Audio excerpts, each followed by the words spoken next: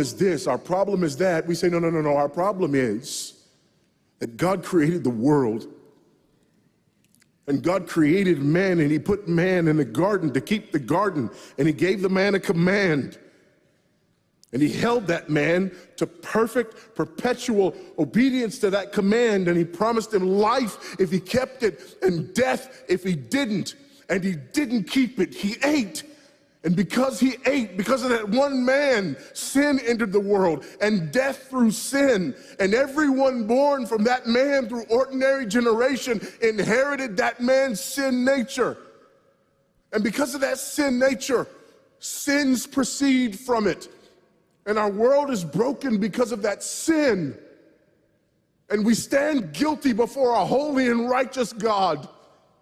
And we know that he's holy, and we know that he's righteous, and we crave justice. But the problem is that if God gives us justice, we all die.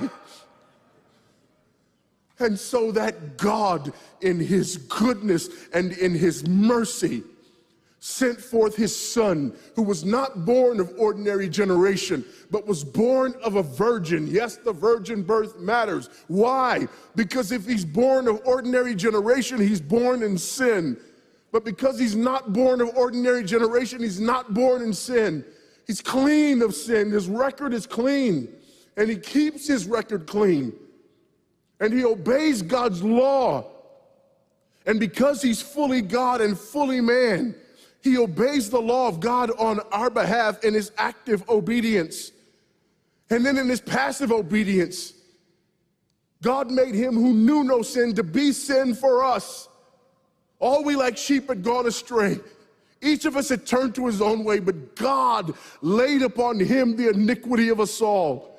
And Christ died for sin once for all, the just for the unjust. And God imputes our sinfulness to him. And he nails our sinfulness to the tree.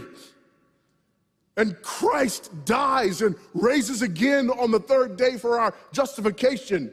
And there's another imputation. The righteousness of Christ is actually imputed to us so that God can be both just and the justifier of the one who places faith in Jesus Christ, so that all those who come to Christ may enter in, so that all those who place faith in Christ might be saved, but not only saved, but sanctified. Because he's the firstborn of many brethren. We're justified and we're adopted into the family of God. And we're sanctified, and as his children, we begin to bear the family resemblance. And we're further sanctified throughout this life by the very same gospel that saves us. Until one day, when it's all said and done, we're not just saved from the penalty of sin.